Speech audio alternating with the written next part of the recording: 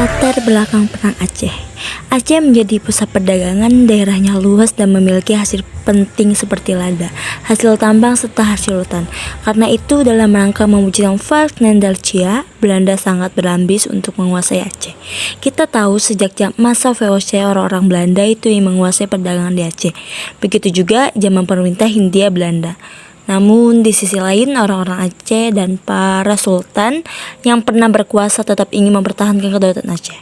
Semangat dan tindakan sultan beserta rakyatnya yang demikian itu memang secara resmi didukung dan dibenarkan oleh adanya Traktat London tanggal 17 Maret 1824. Traktat London itu adalah hasil kesepakatan antara Inggris dan Belanda yang isinya antara lain bahwa Belanda setelah mendapatkan kembali tanah jajahannya di Kepulauan Nusantara tidak dibenarkan mengganggu kedaulatan Aceh.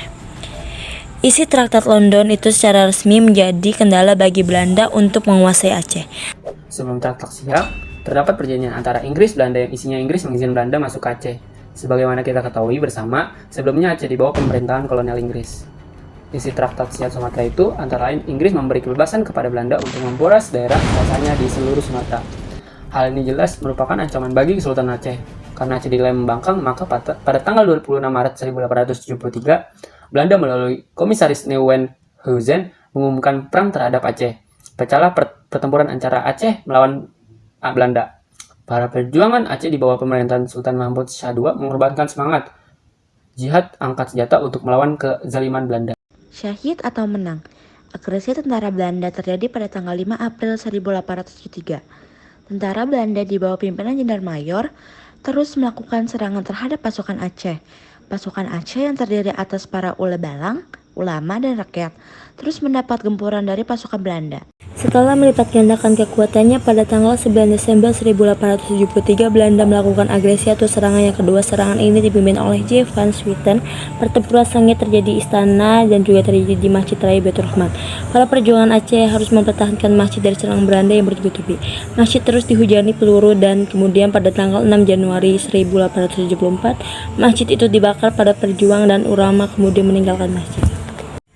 Perang Sabil. Tahun 1884 merupakan tahun yang sangat penting karena Muhammad Dawisya telah dewasa, maka secara resmi dinobatkan sebagai sultan dengan gelar Sultan Alauddin Muhammad Dawisya bertempat di Masjid Gandapura. Pada waktu upacara penobatan ini, para pemimpin perang Aceh seperti Tengku Hasim, Panglima Polim Tengku Cik Ditiro mempromikan iklan perang. Cik Ditiro mengorbankan perlawanan di Sigli dan Pidi. Di Aceh bagian barat, tampil Teuku Umar beserta istrinya, Cut Nyak Dien.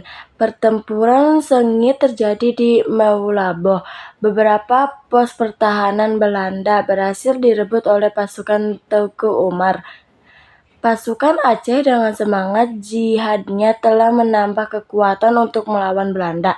Belanda mulai kewalahan di berbagai medan pertempuran. Belanda mulai menerapkan strategi baru yang dikenal dengan konsentrasi stem cell atau stem cell konsentrasi. Kamu tahu apa yang dimaksud dengan konsentrasi stem cell dan bagaimana penerapannya di Aceh?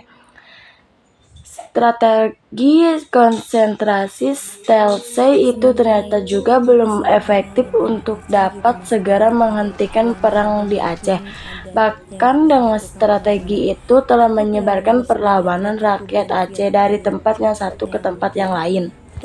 Sementara itu, di pesisir utara yang membuat saya juga setelah ayah dan suami ulama dan pemimpin yang menggelar perang melawan Belanda. Tokoh perlawanan tersebut yang antara Teuku Ben Virak ayah Cut Nyak Mutia, Teuku Cingtino suami Cut Nyak Mutia. Setelah ayah dan suaminya gugur, Cut Nyak Mutia melanjutkan perang melawan kekejaman Belanda. Cut Nyak Mutia dapat bersama-sama melawan Belanda dengan Pang Nanggru pada tanggal 26 September 1910. Menjadi pertempuran sengit di Payet Cicem. Pang Nanggru tewas dan Cut Nyak Mutia berhasil meloloskan diri bersama putranya Raja Sabil atau baru usia 11 tahun. Cutnya Mutia terus memimpin perlawanan, tetapi Cutnya Mutia akhirnya dapat didesak dan gugur setelah beberapa peluru menembus kaki dan tubuhnya. Ulama yang lain seperti Tengku di barat bersama istrinya Cutpo Fatimah masih melanjutkan perlawanan, tetapi suami istri itu akhirnya juga gugur tertembak oleh keganasan peluru Belanda pada tahun 1912. Demikian perang sabir yang digelorakan rakyat asli secara massal baru berakhir pada tahun 1912, tetapi sebenarnya masih ada gerakan-gerakan perlawanan lokal yang berskala kecil yang sering terjadi. Bahkan dikatakan perang-perang kecil itu berlangsung sampai tahun 1942.